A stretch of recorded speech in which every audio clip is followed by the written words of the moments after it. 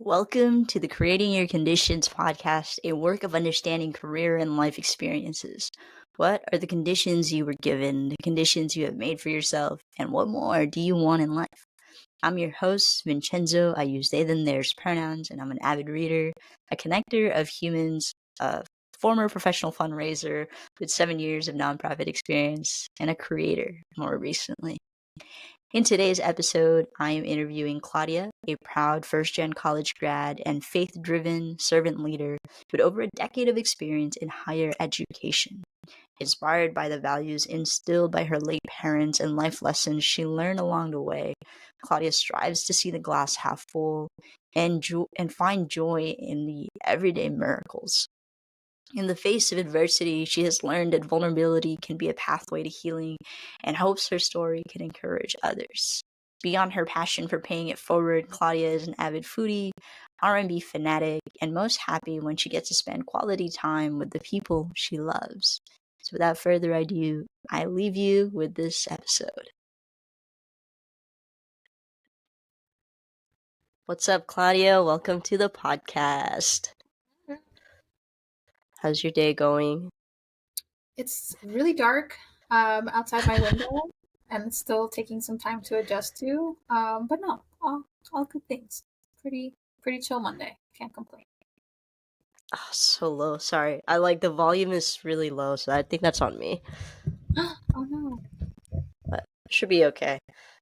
I'm gonna hope that I can hear the whole way through. Cool. Well, thanks again for being on the podcast. I appreciate you. And I guess for some context for folks, we were former coworkers, and I'm excited to have you on here. You ready for me to dive in? Yeah, let's do it. Okay, cool. Let's start off with where did you grow up? So I actually live where I grew up, and it's kind of was by accident. But I grew up in North Jersey, a city called Hackensack. Very, very close to. I saw it on a Netflix show, and I got so excited. I sent you a picture. That's funny. I thought you remembered like a story I had told about my hometown. That's kind of funny. Anyway, I grew up in Hackensack. Some people who grew up here like to rep it as the Sack. I have never called it that. I just really appreciate that I grew up in the city because it was super diverse. I was, had New York City in my backyard. Met my now husband, who was living in New York, was born and raised there all his life, and just having the access to go across the bridge was kind of how we ended up here, like all these years later. So grew up here, and I currently live here now, but at some point we'll be moving. I just depends on the housing market. And I forgot what the rest of the question was. I was just where'd you grow up? Yeah, so Hackensack, and I pretty much was here up until I graduated high school, went off to college, and then several years later, like in my adult life, I ended up just finding a nice apartment out here in Hackensack and came back. So here I am. Okay, cool. And so you said it was really diverse, and what did that look like? So there were a lot of people that looked like me, but then there were also like just about every racial ethnic group kind of represented. My high school was also a larger high school, I guess, compared to others that I've spoken to. I forget what our graduating class was, maybe 400 or more. I could be wrong. But it has like two wings of the campus, so it kind of almost looks like a little bit like a college campus. So pretty big high school. Had access to all types of food here. Vin knows this about me. I am a major foodie. So that was nice too, just being able to have access to that. In fact, when I wasn't living in Hackensack, I was living in a different town that was not as diverse. That was one of the things that I missed, is just being able to have like access to like a bodega to buy some Spanish food or something like that. Yeah, I guess I just appreciated being able to be in a space where I felt like there were others who looked like me. I felt like I had community from a very early start. Got you. And then for folks that, might not be able to tell, like, what is your ethnic background? Oh, yeah. So I am the proud daughter of immigrant parents. They came here from Colombia, and I was born here. I have two older brothers. So Columbian is my Cool. background.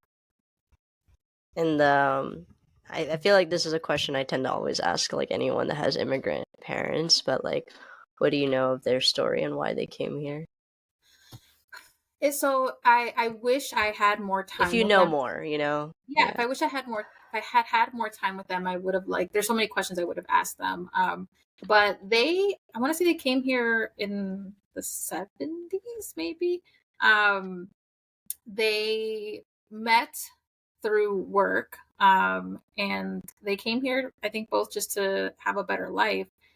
They met, fell in love, got married, had their first kid, my oldest brother, in 1985. And then came the next one, my middle brother, a year later. And then I am the youngest and only girl.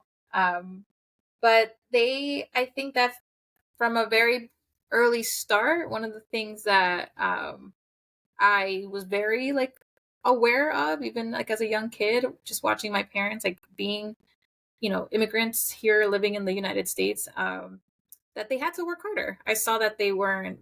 I knew very early on that we weren't privileged in many ways, like from a financial standpoint, um, culturally, right?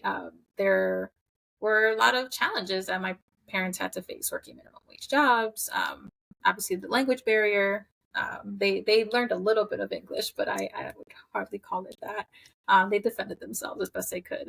Um, but yeah, I think that one thing is like I really took away from them was just their work ethic. And I didn't really ever hear them complain. They just did what they had to do to be able to give myself and my brothers a better life. Yeah. So I'm hearing you talk about them in a past tense. Have they passed on or? Yeah, so both of my parents passed away at different stages in my life. Whenever I tell, I guess, like my story, it usually starts with them. So my mother passed away when I was 9 years old, just a Okay. month shy of my 10th birthday. She was battling with cancer for what I believe to have been like 2 years. To this day, I really don't know. Um, but she was sick for a while, so I got to kind of see, even at that age, kind of the full cycle that cancer can have on a person. She was put on hospice and passed away like in our home where we like shared the last memories with her. And then after she passed away, So my father. you remember that? Oh yes, very vividly. I Hmm. remember like when the people from, I guess, the morgue came and went upstairs, saw her carried out, like some really traumatic images for a 9 year old, very Yeah. starting out very early on. And I would say that was probably, when I think about all the traumatic things that I've experienced in life, like that would probably be one of the starting points. I mean, there were things that were happening at home before that.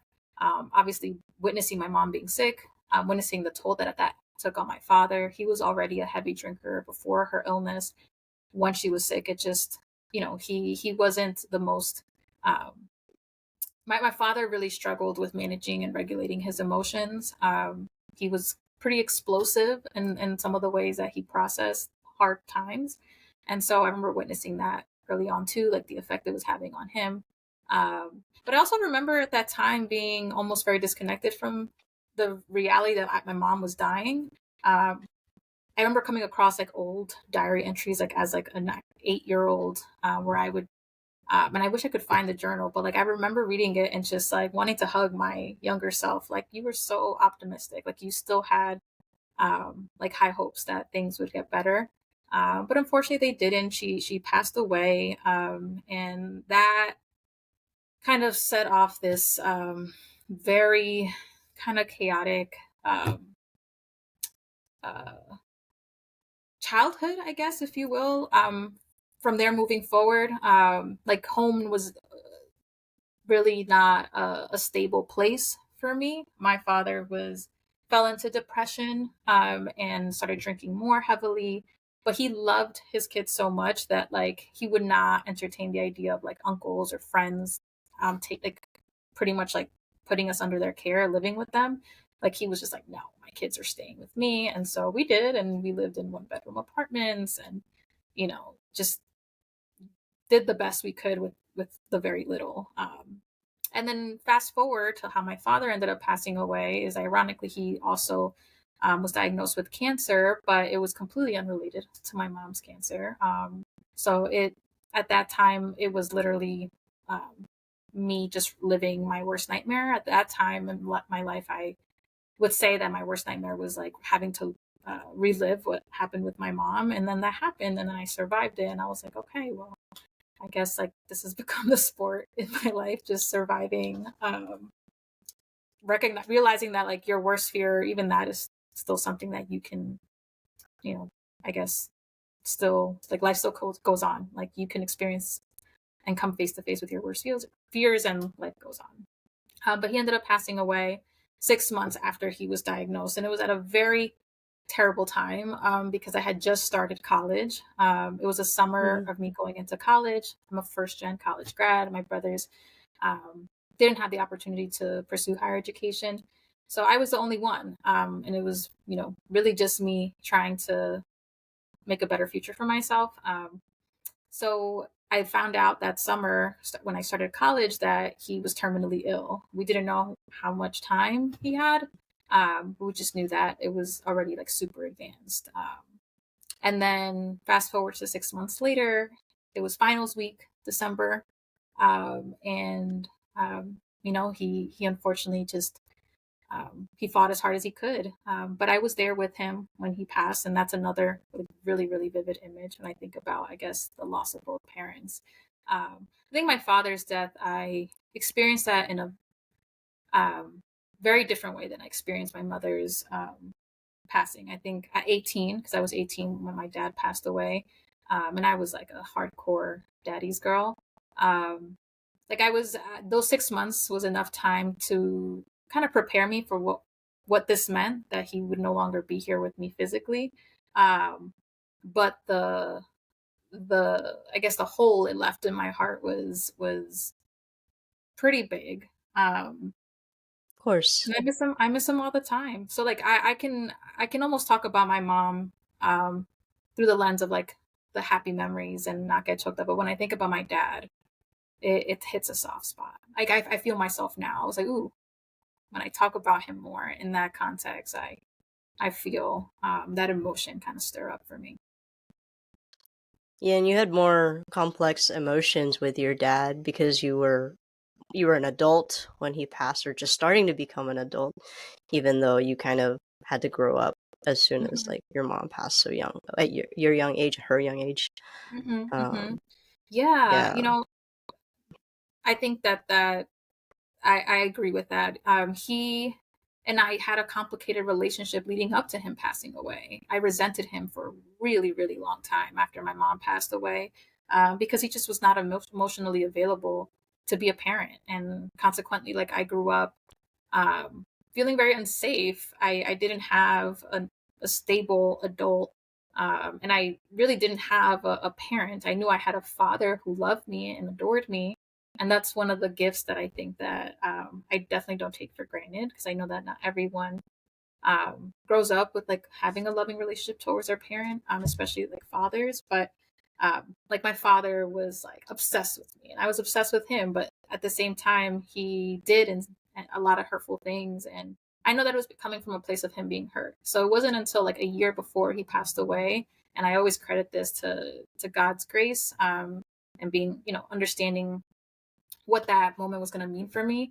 I just got to a point like in high school where I just got fed up with like always bumping heads with him and like just everything being a fight. And I finally started to see him as like a flawed human, and not just as like a parent that I expect to just Your father on a pedestal because you both adore each other so much, yeah, but and a also like human. Yeah. knowing that my father, I always saw the good in him. I think that he was just a prisoner to his, depression and inability to be able to process what was going on. But I remember like a year before, I don't know why, but I do, again, I believe it was divine intervention. I think God knew that my time with my father was going to be limited, and I'm so grateful that I was able to get to a point where My dad never asked for forgiveness. I just felt it. It just kind of was born naturally in my heart.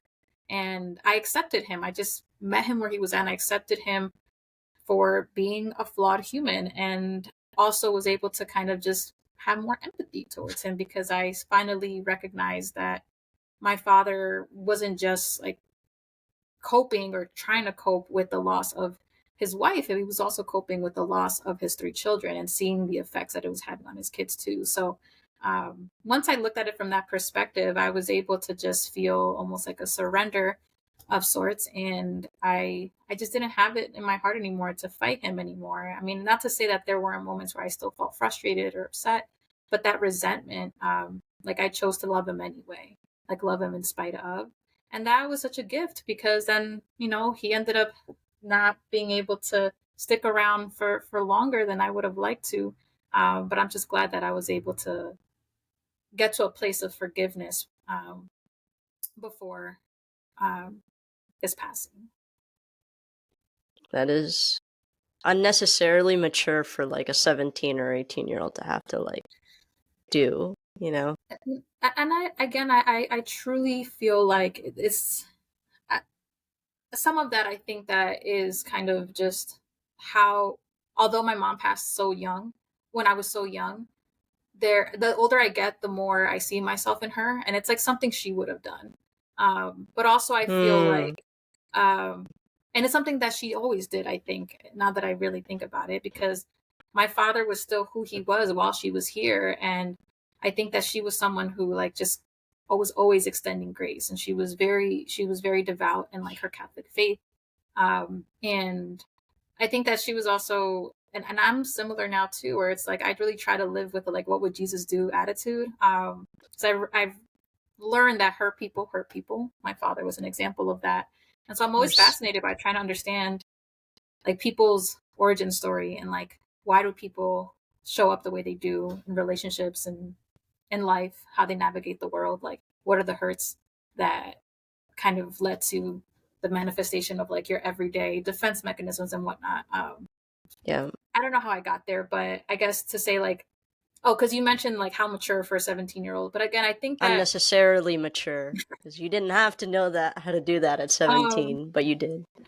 But I think that I credit that not to me being like mature at that age, but really just having opening my heart, and allowing God to soften it and do what he needed to do for me to get to a place of healing. I've always had a strong belief in God, and whether I was attending a church or not, like I've always kind of had this open kind of communication where like if I'm struggling, I'm praying and talking about it.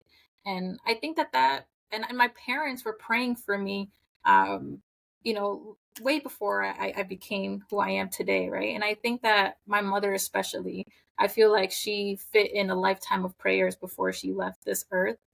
Because so many of the things that I've seen manifest in my life today, I'm like, I feel like you are my mother's answered prayer. Like I feel like this is my mother's answered prayer.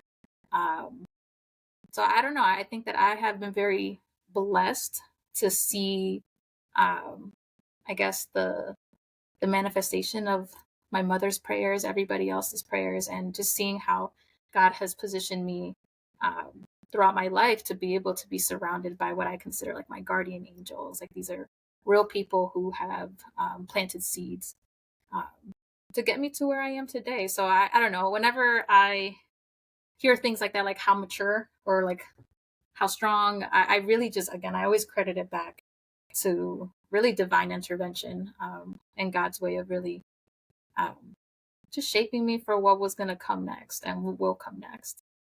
Yeah.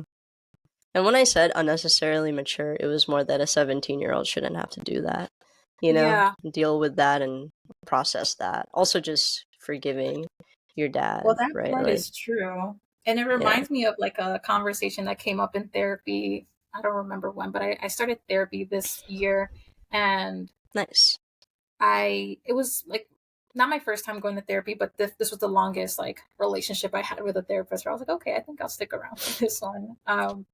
But she said something to me along the lines of like how you grieved as a 9-year-old versus an 18-year-old versus a 30-year-old. 30 is like when I had my own personal trauma that happened.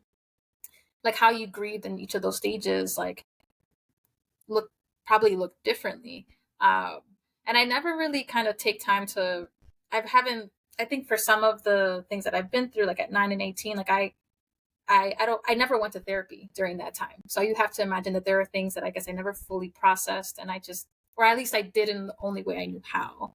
Um, but yeah, I mean, I guess I don't sometimes, I underestimate or even don't have awareness of like how much was put on me at such an early age. Like to me, it just became my normal. But I'm learning that yeah, that wasn't very normal, and that was really hard. Um, It and was therapy hard. has definitely given me a lot more perspective. And I've gotten better every day. I'm getting better at um, silencing this inner critic. Um, and recognizing that like as a child growing up, like it didn't really nurture my self-esteem or my confidence, like especially with parent loss. So in adulthood, like I find myself sometimes feeling like I need to overcompensate or really kind of seeking that external validation. um and I didn't consider myself to be someone with like lower self-esteem until like my therapist kind of helped me see how like someone growing up with the childhood that I did, how that can manifest in that ways where you find yourself being really harsh and critical of yourself. But now, like when I feel myself wanting to criticize or I'm actively doing it, I have a little bit more empathy towards myself. So I know that those ways of me thinking, it's just the scared little girl in me, or like the little girl in me that just needs like reassurance and a hug. So instead of telling myself like, oh, you're so dumb for overthinking this, or like whatever the negative thought is, like I try to redirect that thought by trying to, I guess, reparent myself and give myself a hug, not literally, but like I would never say the things I say to my adult self now to 9-year-old Claudia. When I finally looked at it that way,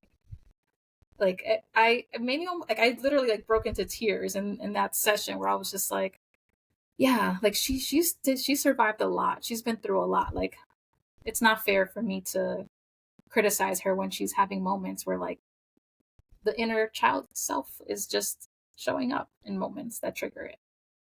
Yeah. In like January of 2023, I was like meditating. Also, I haven't meditated in a while. I probably should. But I was meditating and this vision came so clear to me that I had to draw it. And it was present me with like short hair, my glasses that I have now. And then I was hugging younger me. So I like meditated this like image of me like trying to take care of past me. And I was like, oh, so I get like last year when one of my focuses was to like speak as kindly to like a 1 to 10-year-old me, you know, um, in a way that is healthier than I sometimes speak to current me, you know. Yeah. So speak for myself in that version. And then this year, like sometime last year, like maybe halfway through last year, I was like, I wonder when I'm gonna heal my teenage self. And then stuff has come up this year that has kind of just prompted that, and it's just interesting what will happen when you give yourself space to really like think about that time period and who you were, you know, because like to you it's like it's as natural as a resume, you know, but to me Yeah. I'm just like losing your parents by the time you're 18 and having to figure that out is like not, you know, a normal experience. It's a Yeah. lot. Yeah. No, I really appreciate you saying that. And I guess like I'm reminding myself in this moment that like sometimes it like sometimes healing means like having to go back and sit in it. Um and I guess because I never processed, I guess, what I was grieving at 9 years old versus Yeah. 18 and 30, or even looked at it from that perspective. Um, like you said, it just feels like it's something on the resume. And before we started this, I said to Vin, I prefaced, Yeah. listen, like I'm kind of the president of the dark humor club. Like I've talked about these things through. in my life so many times that I can talk about them like very casually, but that's not to say like you don't feel like you have to hold back. But I guess it's part of the conditions that I guess I've created for myself, right? To I guess deflect in some way from the deep pain that comes with that. Yeah. And like just I guess like my survival kit that I've Yeah. created. Um because I remember like now, like going fast forward into college, um, I remember it took me almost like a full year after my father passed away, where I literally just actually allowed myself to break down. And I remember being like with some of my closest friends that I still have relationships with now, like being in a classroom with them, we were like having some kind of meeting, and I just like broke down because I guess they saw that I was talking about like the fact that it was my father's like 1 year anniversary of him passing coming up, and I was talking about it very kind of desensitized. I don't know what they said or did, but it led to me just I guess just unraveling. And the reason for that is because that whole year, again, it was my first year in college. Um, like it was just me. It felt like very me, myself, and I, and like I don't have anything to fall back on, so I have no other choice but to succeed. Like I have to forward is the only way. And so like it became almost like compulsive in everything I did, like where I worked really hard in class in school. I was really involved as like a student leader, and I just kept a really busy schedule and was just always super busy, busy, busy. Like Needing I to think I prove was just trying yourself. to. I'm sorry. Needing to prove yourself in that time. Maybe, or I also like I think that after my father passed, it also kind of was I think the time of my life where I developed this belief. It's very core to my belief system of like at that point I realized like if so much of my life is going to be pain, like I can't take that away. How much of it can I manipulate so that it's better and happy? So like um I didn't want my life to be just characterized by like loss and pain and hardship. I wanted to make all of that feel like it counted for something. Like when my parents sacrificed how hard they fought during their cancer battles, like it had to count for something. And so I think that's what I had to tell myself at that time, and I kind of still do. That's why you feel like you have to prove it all the time. I maybe to prove it to myself that like Yeah. Yeah, yeah. um but I think more than anything is just I've learned that life gives you so much pain, and there's like God doesn't promise that you won't experience suffering. Like there's a lot that you can gain from that experience. And it also makes you be able to, I think, step into your purpose in a very unique way. In my case, like I've um, just dedicated my life really to being able to find ways to transform my pain into purpose, whether that be through service, like in the work that I do, um, paying it forward to other students like me who had, who struggle similar to the ways that I struggled, or telling my story about like my radical belief in that miracles can still happen every day. And I'm a true testament of that because um, going into later in life, like when I was 30 years old, this was 2020, so it was in the middle of the pandemic. Long story short, I got really sick out of nowhere. And it was just one of those like rug pulled underneath you moments where you're just like, what the F is going on right now? Um, I went to the ER. Next day, I was placed in an induced coma. I was diagnosed with like some really life threatening blood clots um, in my intestines. And I did say earlier I was a foodie. So this was especially difficult for me. But like after being placed in the induced coma, tons of surgeries, um, innovative kind of approaches that doctors and surgeons had to take to try to preserve my quality of life. 'Cause it wasn't just about saving me at that point. It was like preserving my quality of life. I was at risk of losing my intestines completely. Um, Needing transplants, but I didn't end up having to need any of those things because by God's grace, like we were able to see a miracle come through. And my surgeons themselves, like to this day, will say like your story is a literal miracle. Like we don't understand how, but I pulled through. And so I was in the hospital initially, from end of September to mid-November, went home, and was placed on just like bed rest really from home for, there was no timeline, but I was not able to physically eat or drink anything for 6 months. Damn. And like I said, like It's a for someone long who's a foodie, time. It's a lot of meals. it was a lot of meals, yeah. And like at first, I didn't feel the hunger. Obviously, I was receiving like IV nutrition, but it goes through your veins and to your heart. It's not something. So after a while, like I started to feel like that empty stomach feeling. So I literally felt like I was like starving a lot of the times. So that time was where I really feel like I was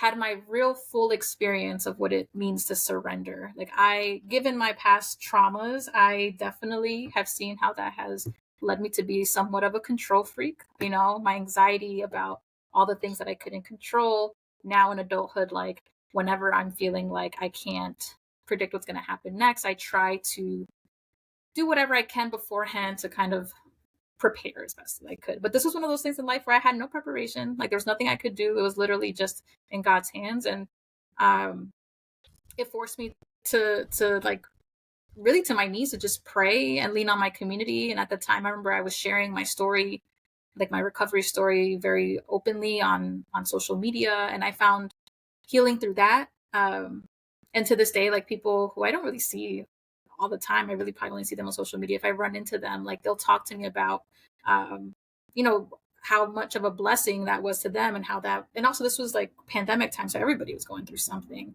And to hear people say like, hearing your story made me believe in God again, or hearing your story like just really encouraged me, gave me, faith, like on the miracle that I'm still waiting on. And so I think that again, it goes back to just I even having gone through that experience, and obviously I'm good today. I'm eating now. Have been surgery free since summer of 22, but it was from 2020 to 2022. It was really just like time froze for me. And my husband now, he was my rock through it all. Like he's the other person. I think when I talk about my dad or I talk about Frank, immediately I feel it. I feel the knot in my throat come up.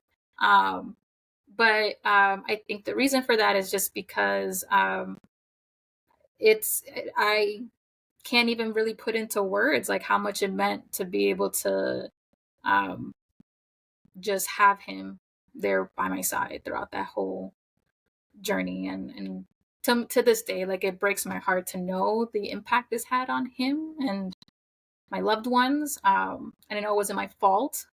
I've talked a lot about that in therapy, but if I could take that pain away, that part away, I would. But then on the flip side, I've also seen how my loved ones who witnessed this miracle, how that has also brought them closer to God. And that's a beautiful thing. So for what it's worth.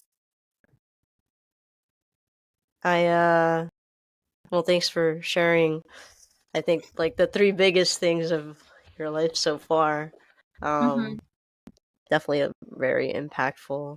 I appreciate that you multiple times, like just now you did the like, oh, I feel it in my throat as I'm bringing this story up. And earlier you said it about something else that was like making you tear up, like bringing up that topic. And I think that's just like kind of an encouragement for other people to like listen when you're talking about yourself or talking about stuff in general. Like your body knows, and obviously you're always going to have a level of pain to hard stuff that you went through, or even like good things that you went through. And it's really important to like name those things and like be aware, because it's probably something you need to think about when it comes up and your body's literally like holding it somewhere, coming up here and like making you cry. Feel that for sure. Yeah, I appreciate that. Yeah, I want to ask about your faith, because you brought it up a lot, but and you kind of mentioned that it was a little bit of your mom's influence, because your dad also yeah, so like your faith, is that brought up from your mom, other family members, or your dad, was he also spiritual? Yeah, so I mean, growing up, I started out Catholic. My mom was a devout Catholic.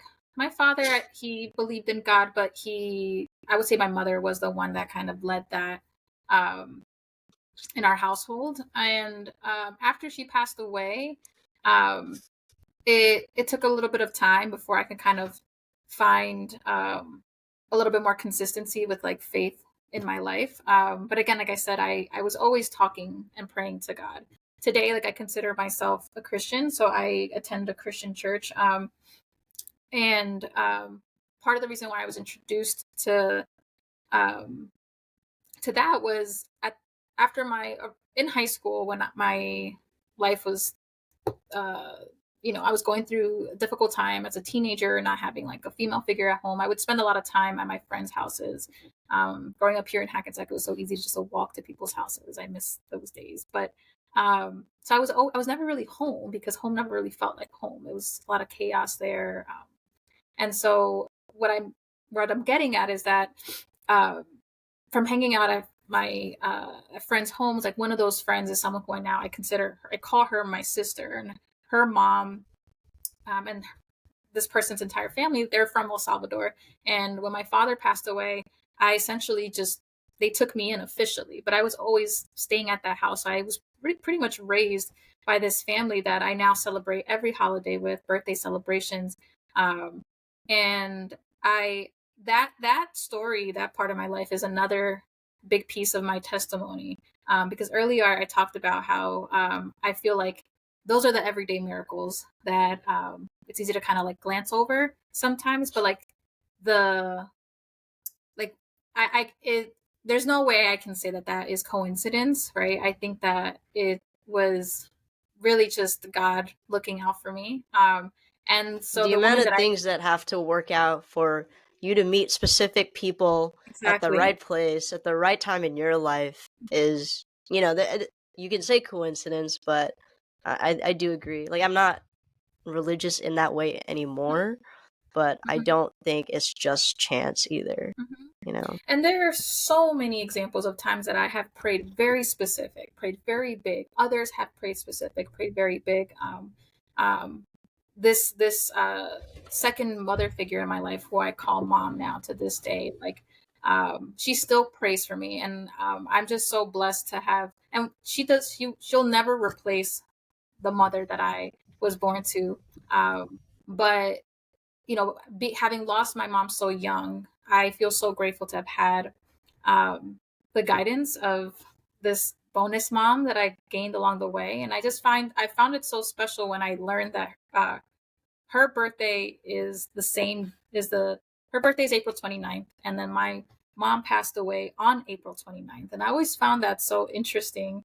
Oh, But it reminded me that like of a verse um, that I has always like been close to my heart. Jeremiah 29:11. For I know the plans I have for you, plans to prosper you, um, plans to help you. And so I I think back on that story, and that's like I feel like that's an example of that. And I knowing who my mom was, like I feel like this was part of her answered prayer. She knew that I would need that guidance, that I was her of course. sensitive like little girl that would need, and also stubborn, someone who would be able to try to whip me into shape a little bit, which is the bonus mom I have now. Um, so she was really someone that I think was like exactly who I needed when I needed them. And now I have this beautiful, like just diverse. I don't consider them really bonus. They're just they are my family, They and I are. love that, Yeah. and I'm grateful for that. And that's been kind of one of my north stars, like in anything in life, is just the people that I love the most. It, I'm hanging on to April 29th because my birthday is like April 26th, but I feel like that day is kind of like that whole definition of both, you know? Mhm. It's like that is a life like right there. You get both in that one day, you know? Yeah, and I It's think kind of it's taught me a wild. lot about just how your outlook on life is really up to you, right? Yes. There have been so many moments throughout my life where I could easily see myself having gone a different path. And this is not to say or undermine anybody who struggles with depression or anxiety, things that could really impact their healing journey and ability to be able to cope with a lot of the things that I had to deal with. Um, but again, I think back to all the different paths that my life could have taken, and um, for me, I come right back to my gratitude for just how intentional I think that God has been throughout my life, and just there are so many examples of moments where I could have turned very bitter, but God softened my heart to be able to help me become better for it, and do better for it, and I see that trickle effect in my everyday life. And so I just prefer to try to choose happiness whenever I'm able to do that, while also holding space in moments where I'm not feeling very happy, but doing it all in the spirit of healing. I'm not one to just feel crushed and just stay there forever. It's like give yourself time, as much time as you need, but eventually we've got to get back up, because like your story is not over. And so that's where I am today. I agree. I feel like that's also a lesson for the US right now politically, you Hmm. know? The Yeah. election just happened and we can spend all our time being doom and gloom about it, or we can put in the work, you know? Hmm. I feel Hmm. that. Yeah. Every day. Um, we've jumped a bit around a little, which is fine. Hmm. I'm okay with that. I feel like this has been like a really honest and vulnerable conversation, because I'm also still trying to figure out like how I want to go about this podcast. Even though I've done like 3 months of I, interviewing people, I'm still I like, know there's so many ways. how do I make this valuable for people? Hmm. But we've kind of jumped everywhere, and I kind of like that. I'm a planner, and so I had a vision in mind. We're like gonna go in this order, but your life kind of needed to be told in this way, like the major points, and obviously they're important to you. Yeah. Um, I appreciate that. yeah, I did want to ask, we'll switch a little bit to like, I guess your career route and how, like, what did you study in undergrad and how that kind of led you to like where you are now, professionally. Okay, yeah. I just realized it's so funny the way my brain just hops around. I'm like, I just realized I never answered the previous question, so I just got lost in what I was telling. But that family is what introduced me to Christian Oh, Pentecostal I churches. thought it was your mom and then Well, your dad. no, so it was this bonus family that I gained, and I used to go to Christian church with them. Um, and that was such a gift because I Was that in needed. high school then, or? Yes, it started in Okay. high school. So I started going to a Christian Pentecostal church in high school. This was obviously before my father passed away.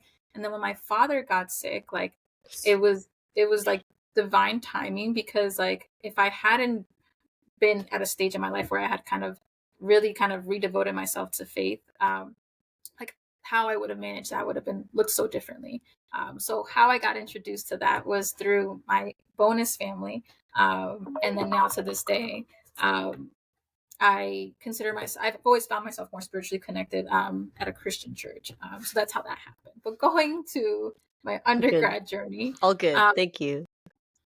uh, so how did that start? I knew early on. Again, like I knew I had to go to college. I didn't know how I was going to go, how I was going to get paid for. I just knew that I Why was did going. you know you had to go to college? Survival. Like I felt Hmm. like my father was a struggling alcoholic. He was depressed. My brothers, they spent their entire like education in special education classes. They're fully like functioning like contributors to society, but like school for them was more of a challenge. It became more of a challenge for them. They decided to, after they graduated high school, they worked like retail jobs. And so for me, like I felt like it was like I had to go to be able to create a better life for myself. So my parents, although they weren't educated, they were really, really adamant about instilling education in all of us. And my father would always say to me, like, in Spanish, like, study really hard, baby girl. And I hear those like words like all the time, estudia mucho, chiquitica. And that's what he would say. And so I took that to heart and I studied my ass off, um, as much as I could. And then I managed to get accepted to, um, a university that I wasn't originally planning on attending. But again, another example of how I feel like God knew that I needed to be at that university, because I needed to have a strong support system for what was going to happen next in my life. And that's exactly what I found on my campus. But I ended up going to Seton Hall University on accident. I accompanied two of my friends, to an open house because they were interested in going to Seton Hall.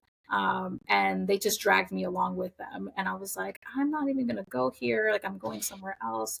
And then I got there, and I can't even tell you that there was like a good reason why I decided I'm going to go here. I literally just looked around, and it was just like a vibe. I was like, I really just feel like this is where I need to be, kind of thing. I was like, there was like what they call the green at Seton Hall, and it just looked really pretty. And I don't know, it just felt like I needed to be there. But I think that was just like God's way of whispering and giving me that reassurance that like, just trust the plan. So I started out at Seton Hall, knowing that I wanted to be some kind of helper. I had very limited exposure to what different careers were available to me. So I thought I was going to become a social worker because that's all I knew. And then, within like, I don't know, the first couple of months of being in college, seeing the amount of support that I received from my, counselors there. I was part of the Education Opportunity Program there, which is a program for students who come from low-income backgrounds, oftentimes are first generation. And so with that program, I was able to take summer classes before starting, college, just to kind of help close some of the gap there. And I had like the most incredible support system from the very beginning, because that's when I learned my father was sick. And so, immediately I was like in my counselor's office like almost daily. And so once I saw the impact that she had in my life, I was like, I want to do what she does. I want to help students like me. And so my career path from there was really linear after that. I set an intention, and I was just like, I want to do what she does.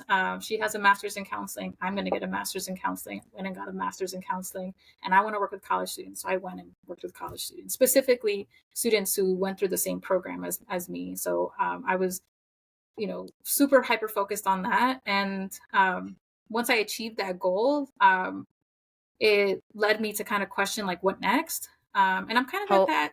How old were you when you questioned that goal for the first time? Because it sounds like you were like, this is helping me, and I want to do this for others for like a streamlined second. I would say after the so I started my career after grad school. I became an EOF counselor for 2 years at a university, had an incredible experience there. And then I started a new role also at a university, but in New York, serving a lot more students. So it was great to be able to like scale the support and impact, at that time. But I realized that like there was also burnout that would happen. Like, Claudia right out of grad school was ready to just like save the world. And then, you do enough of that type of, kind of heavy work, emotional labor, right? Supporting students who were going through very like challenging times, just like I did. Sometimes, just much more devastating circumstances. But I was just proud to be able to be a witness in that story and hold space for those students. And that's why I really wanted to have that counseling background. It was never my intention to become a therapist, but I knew and I saw how those skill sets were, so helpful during a time where I wasn't just struggling with the class, but I was, struggling with the fact that my father was passing away. After I started my other job, I was there for about 5 years. And that's where I was like, okay, now what? Like, what do I do next? Like, what's next for me? Like, I'm ready to move into more of a leadership role. And I started praying, and I was like, for direction. I was praying for an opportunity that really aligned with me at that time. I was commuting into New York City, and that was becoming taxing, especially having gone through like my recovery. I'm so much better now, but like my life looks a lot different now than it did before. And so at the time, I was still kind of getting back to myself, but it really just brought me to a point of reevaluating like what was most important to me. And at that time, it was like just work-life balance. Um, and so I was looking for an opportunity where I could still make an impact, still work with college students, but maybe not have to commute an hour plus both ways, and be able to do it from home. And then insert the opportunity, the organization that I'm with now. It's a fully remote position, that does require me to be based in the tri-state area, New Jersey, New York, but I have the opportunity to kind of dip in and out. Like I can work remotely every day of the week, and then I can also attend workshops that our organization hosts over the once a month on Saturdays, and be able to meet and speak with first generation college students in that way. So it was honestly like the perfect opportunity. So what I do there is I serve as the alumni director for a career development nonprofit that focuses on empowering first gen college students. By way of mentorship and career development workshops. And so it's a really awesome organization to be a part of. I knew about it well before I even knew about the opportunity. Some of my former students have gone through the program, but I never imagined that I end up working here. And all of it was really a just collection of, I think, God intervention moments of like making sure you knew this person, who would it would all lead to this moment. And so that's where we are today. Okay. Woo! That was a good speed run. I just appreciate that you kind of I think you follow your intuition, Mm-hmm. and you're obviously led by a higher power that you believe in, and that Mm-hmm. like has given you so much like safety, Mm-hmm. and I think that allows you to listen to yourself, and I think that's kind of why your professional career has been so streamlined, is because like you just kind of felt and known that about yourself. You're like, that's a cool thing Mm-hmm. that is apparently very helpful to me. Like maybe I should do that. And Yeah. I don't think you really deviated from that path because you just know that about yourself, which is Although awesome. I will say, and I feel like that's what needed to happen, and it served me well. And I've been able to step into my potential, and I think ways that were always part of my story. It was what God intended. But when earlier I talked about how I found myself, I'm kind of finding myself now at a crossroads of also asking myself what's next.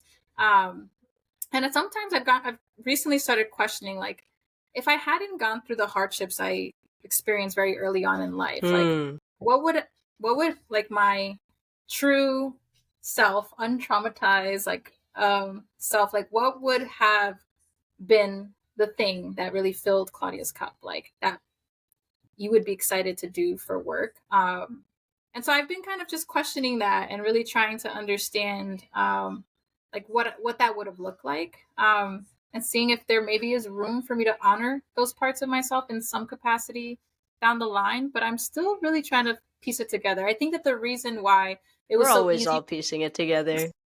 Yeah, no, tell me about it. I think the reason why it was so linear for me was because I felt safe, because it was predictable. And it was like, okay, I'm going to copy what they did. And it's something that I want to do. And again, connecting it back to feeling like at the time I attached that to my identity so much, where I felt like I needed to uh, find a way to make something good out of something bad, to, I guess, be able to like live with it better. Um, but that combined with like having very limited exposure to careers, I always wondered, like, if I had known about different opportunities, and maybe like my focus wasn't so much on trying to redeem myself from the tragedies I had experienced, or Yeah. if someone had honed in more of like the skills that I guess I didn't know, for lack of just not having like career professionals around me. Like I wonder if I would have what I would have discovered I could also be good at. Um, so yeah, I'm at that Interesting. space right now where I Yeah. I love the work that I do and that I've done. But lately I kind of find myself wondering, like, what else? Um, Yeah. well, stay tuned. Yeah, I will stay tuned. I think it's interesting because we'll never know what that other version of you, because this is the only timeline you'll ever have information on, right? Mm-hmm. Like this current one you're living in. But I think it's also interesting as we get older and we do become more stable. There's a level of risk we are more able to take because we're like, I already know I can do A, B, C, D, E, but I don't know if I can do Z, Y, X, W. You know what I mean? And I guess that's where you're at now is like, how about the other direction and why not? Yeah. I applied to a job yesterday, and it was the first time in this round of applying for jobs that I felt nervous. Like I felt Really? excited about a job, like applying for it, and I felt, unqualified, but I felt nervous, and I felt nervous because I was a mix of unqualified and also really excited to do the job. Oh. And that's like interesting because I think somewhere in there between the excitement and the nervousness is growth, you know? And it's like, oh, I didn't realize I wanted to grow in that space. But I've known where my threshold is this whole time. And then this job that I applied to, like it was the first time I was like, oh, I don't know how I would grow from that experience, you know? So that was interesting. It was an interesting feeling for me to be like, I think I'm nervous about this job. I spent like 3 hours writing answers to 2 questions. Yeah. Oh, wow. So. Okay, yeah. Well, I mean, it also says a lot about like how much the opportunity would mean to you, but yeah, proud of you for feeling the fear and doing it anyway, or even just like leaning into that like moment of like questioning like, what does this mean? I live for a self-reflective moment, if you haven't noticed. Yeah. So I can't wait to see that for you and see Thank what's you. next for you.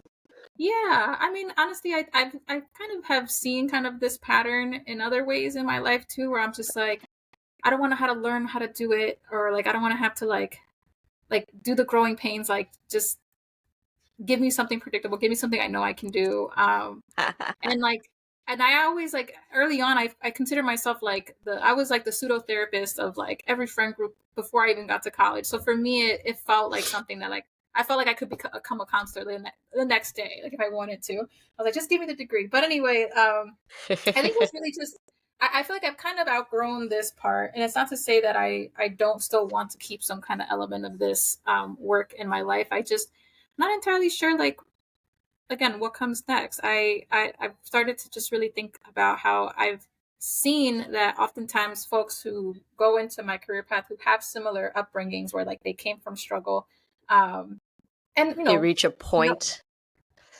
Well, I think that not to say that anybody who has chosen a career path in like the helping professions that they um settled for that career path. I think that some people like that is just where their calling is and they are happy and they're content there. And that's amazing. But sometimes I wonder like for me, like was it that I felt like I couldn't achieve anything more other than that. Right. Because I was never exposed to the possibilities beyond that.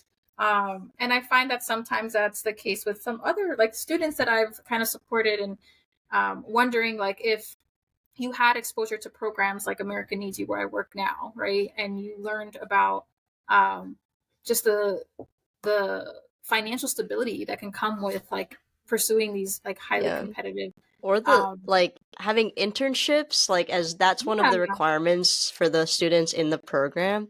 Like that's how you land a job, and that makes so much more sense now that I'm like 31. But like as a first gen like in the US, like I would have never thought that I needed to do an internship to land a full-time job right after. And to see the fellows do that is kind of just like mind-blowing to me, you know?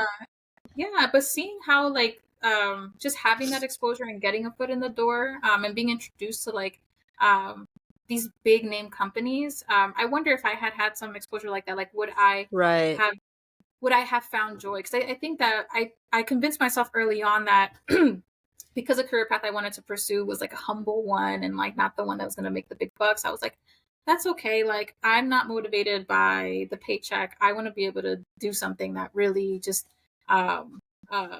that allows me to make a difference and make an impact.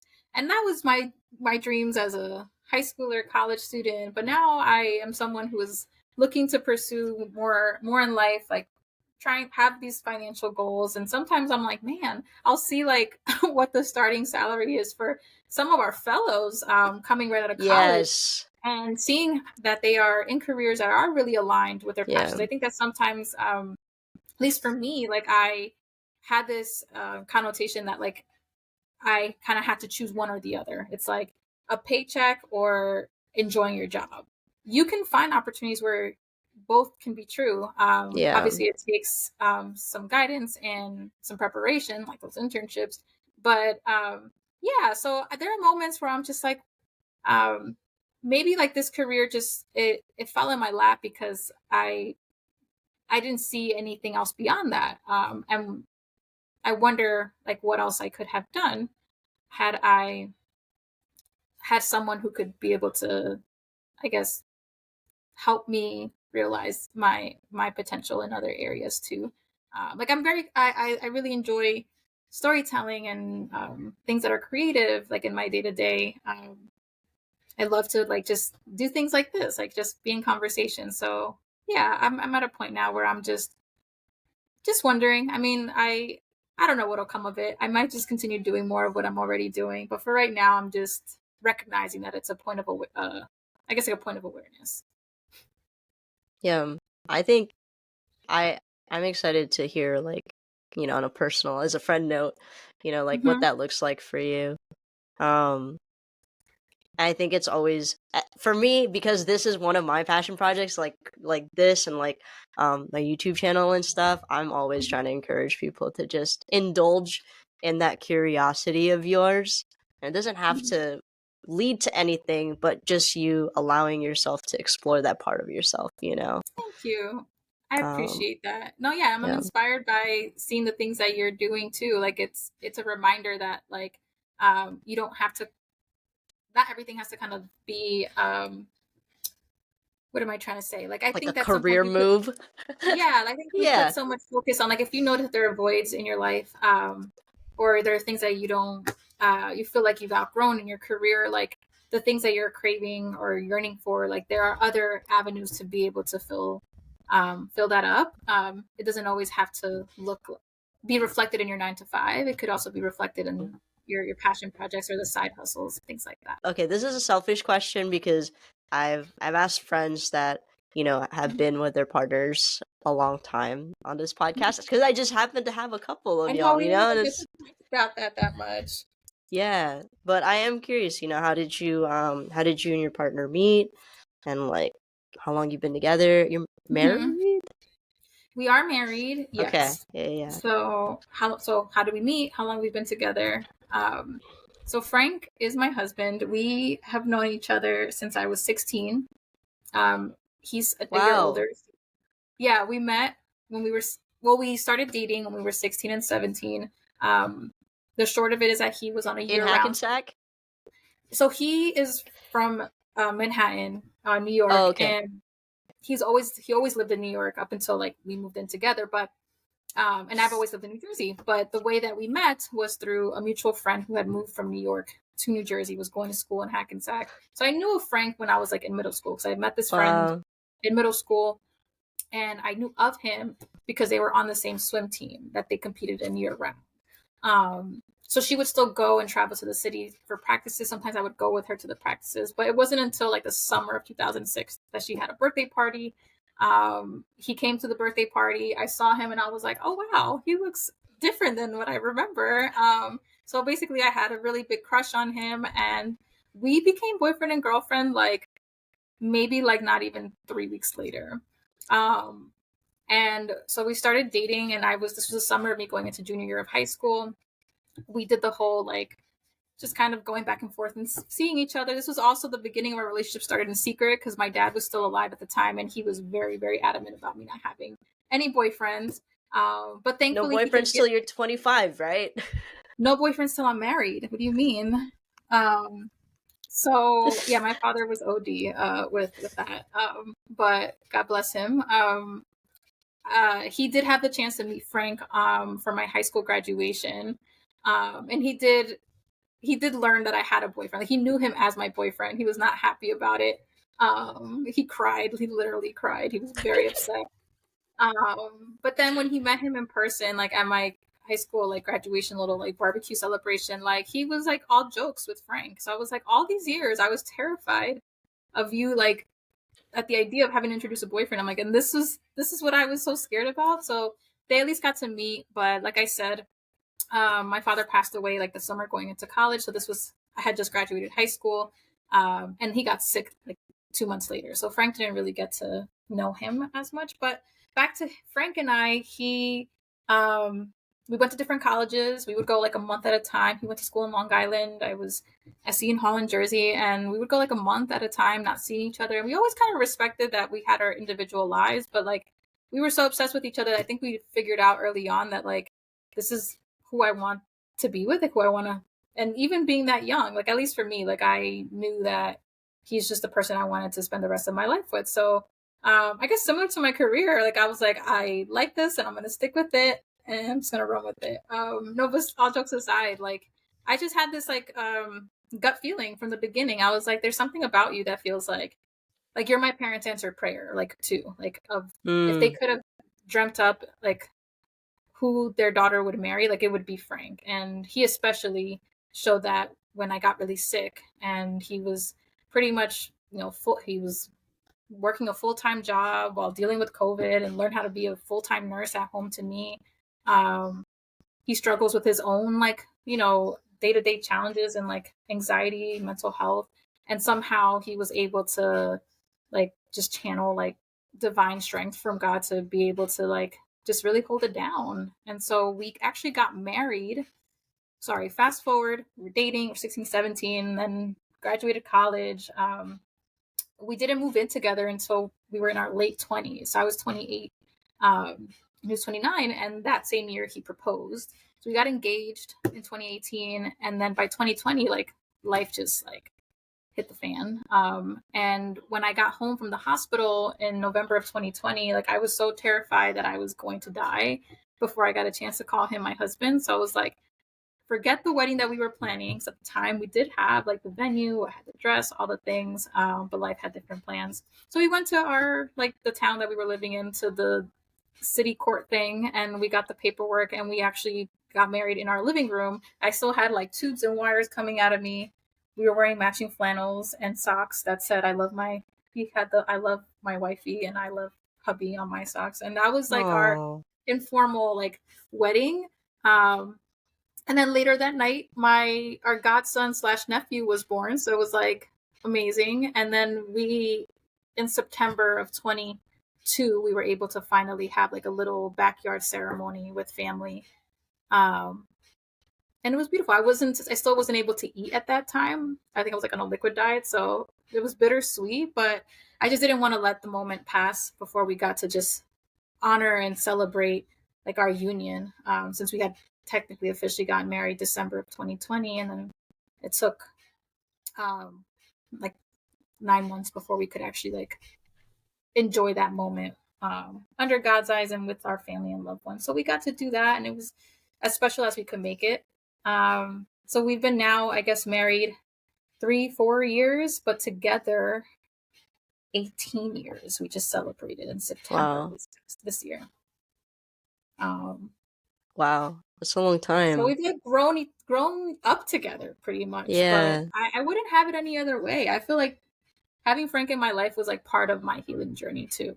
Like he has helped heal parts of me that he doesn't even know, just by being who he is. And so much about him reminds me of both parents in their own, in separate ways. So some of the qualities that I love most about both of my parents, I see those in him. So it's a beautiful thing. I love that. What's it been like, I guess, growing together, loving different versions of each other over time? Oh my goodness. How much time do you have? That's like a separate podcast. I love this topic though. We have had so many different relationships within the same relationship, because imagine who you are at 16 versus now 34. Right. And then also imagine like how all the different life events that have happened between then and now that shape who you are and how you show up and how, I guess, new triggers that get created along the way. Now in this at this stage in our marriage, I would say that it's a work in progress. Like every day we are doing better to show up better for ourselves so that we can show up better in our relationship. So like um I appreciate that like Frank is someone who is not too proud to be able to um apologize. He's someone who's super empathetic. I'm super empathetic, but I think that like one of our challenges is that we're always trying to like we're better at showing up for each other than we are for ourselves, like irrespectively. Mm. Um, so I would say like we talk very openly in our relationship about triggers, about something, and we've learned to have to like also respect each other's boundaries. Like I'm a outward processor. Frank needs some time to be able to like think about things. Sometimes I want to resolve things right now. So a lot of that stems in anxiety and needing that reassurance. Like you still love me, right? You still accept me, even though you're mad at me right now. But I, through therapy, have learned to kind of be better with that. But for him, like, he's taught me a lot about. He's helped me become a lot more aware about things that I guess I didn't notice about myself, and vice versa. And I think that we've been able to approach our relationship from a really like a place of humility and trying to attack the problem and not the person. And we've gotten better at that the more we've matured as adults. We definitely didn't have that language Of course. starting out, and we had our toxic stages of just like not communicating in healthy ways, but we have come such a long way, and I'm really proud. Like every time we like work through a really like difficult conversation, like one of us will be like, it's hard stuff, but like I feel so much better now, like we're able to talk about this. And I'm like, yeah. So even for him, like I feel like I feel very proud to see the effort that he puts in daily, because this isn't like feelings and processing and doing all these things that come a little bit more naturally to me. Like that was not the case for him, how he grew up or even in his personality. But like when he does call me out, or like when he advocates for like maintaining his boundaries, like the counselor in me is like, good job, like you do that. And then there's like the human wife part of me where I'm like, dang it, I want these boundaries. I'm like, I want to be needy. Yes, tell me you love me and you don't. You're like not going to just see me differently. Yeah, I mean, I love that. I would say it comes down to that. And like we're not neither one of us are too proud to just like admit that like we're both difficult. Like we both got our baggage, and we recognize that we don't always get it right. And so we try our best to be able to extend grace to each other. Some days we're better at it than others, but I'm proud of the communication, that skills that we've gained along the way. Oh yeah.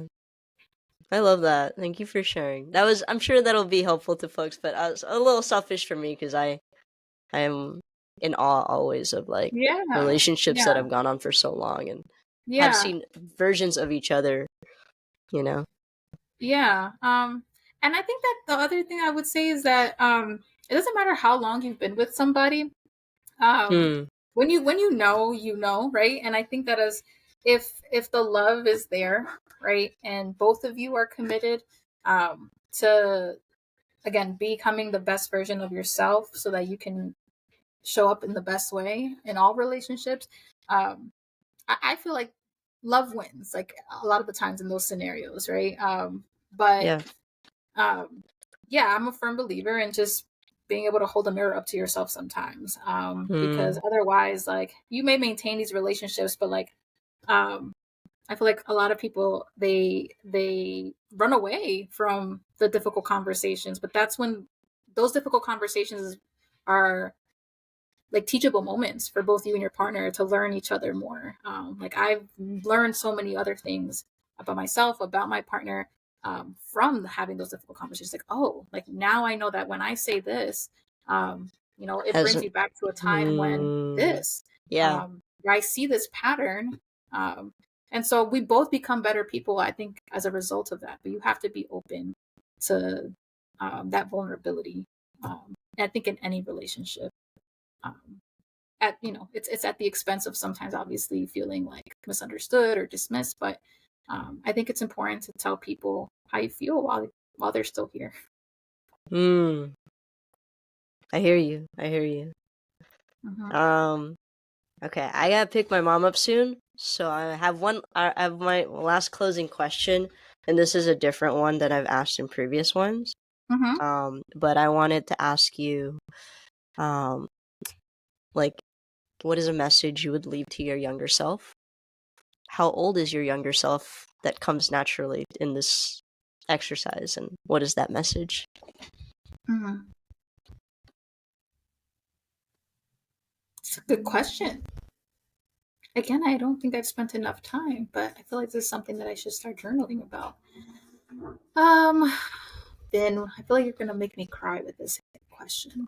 Oh, Um, what would I? Okay, the question was, what would I tell to my younger self, and like, how old is that? What younger self is that? And like, what would I say to them? yeah. I would say it's got to be like 9 or 10-year-old me. Let's call it 10-year-old me. Ooh, okay. Who celebrated her 10th birthday. Mom's not here, dad's not doing well, um, and just feeling very unsafe. Um, I would tell her, I think before I tell her anything, I would just give her a hug, like a Mm, really, really big hug. Um, and I would think I would try to give her as much of a soft landing as I can to explain that this won't be the hardest thing that you've experienced. I know it feels like it right now, and I really wish I could take that away. But plot twist, life is gonna suck a little bit more after this moment. But this moment is going to teach you things. You won't always realize that you're learning in the moment. You'll just feel like you're just hurting and suffering, but those are all lessons that are building you into the young woman that is going to um, learn other hard lessons in life about forgiveness and letting go and surrender. And um, when those moments get really hard and you feel like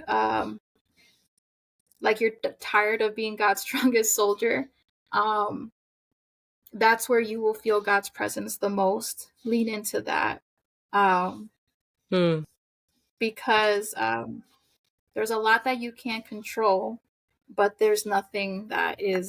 um, there's nothing so devastating that you will experience in life that God won't carry you through. And so trust the process. Um, be kind to yourself along the way. And I'm going to be here to to guide you through it all too. I don't know. That was hard. I reeled it back because I'm doing this thing where I'm picking with my hands, so I'm finding myself in an emotional state. oh, thanks for sharing. First Yeah, time I asked that question, and it just happens sometimes. I love the question. Thank you. It sounds like, you still have so much grace you need to remember to give to that 10-year old self. And the Mhm. person after that came after that, Mhm. Mhm. because kids who have gone through something as traumatic, they stop being kids when they should Mhm. have been kids for another decade, right? And there's a lot of lost time and grief to that. Yeah. Yeah. Yeah, I get that. Thank you for being so honest in that message. I appreciate you. I wish Thank I could you. hug you right now. Just so far Oh. away, literally. Well, I look forward to the day where I can hug you in person and Yeah, hopefully get to visit you out in California. And I'm really, really grateful that just doing this, I feel like it unlocks like a new level of closeness. And I've always obviously like kind of love towards you and like we just same. felt like it was like an authentic, just like connection there where I could just feel like I could show up as my true self, and it just felt natural. So while I sad that I don't get to have you, in my Slack, Teams, whatever chats, and it's nice that I've gained a friend through the process. So thank you for just allowing me to be able to just be me with you. I really appreciate it. This was cool. This is a really fun way to, I think, like just grow our relationship even more. So I appreciate it. Yeah. It's an unintentional excuse to interview my friends, Love it. It's like, I'm doing it for creative reasons, but I'm really just, I get this conversation for me forever also. For us, I feel you. Thank you. Is there anything, is there any way you want folks to reach to you? Is there anything you want people to follow or know about that you're wanting to do? Well, if you care about social impact and you do want to learn about ways that you can make a difference specifically for first generation college students, America Needs You is the organization that I work for. You can learn more about them through americaneedsyou.org. We're always looking for volunteers, whether it's in person or virtual. We're based in New York, Jersey, Chicago. And we also have opportunities for you to serve virtually. So whether you are someone who's looking to volunteer, or if you're a student who's first gen and could really utilize some mentorship and some support in launching your career, America Needs You is currently accepting applications for new fellows. So you can go to the website for that. And then if you just want to follow my story or my journey or just things about my life, I started a public account where I share a little bit about, like, it's kind of like my virtual diary in some ways. I haven't posted it in a while, but that account is And I'm Feeling Good, ANDIMFEELIN good, so feeling without the G, on Instagram. Okay, cool. Love it. That's a wrap. Thank you, Claudia, so much for your time. Again, thank you for being so honest. I'm, selfishly glad I have this podcast as a little time capsule of where you are currently, and that I got to learn about your life in the process. So thank you again for being here. Thank you. And thank you for bearing with me and laughing along the way with all the randomness of this evening. But I think they were needed. Thank you for being here. I appreciate you. Bye. Bye. And thank you for listening to this episode of Creating Your Conditions, a work of understanding conditions we are given, forged from, and we have yet to face. You can follow us on Instagram at Creating Your Conditions, which you can also find in the description of this episode. My name is Van, and it's been my pleasure to be your host. Keep creating, and I'll catch you in the next episode.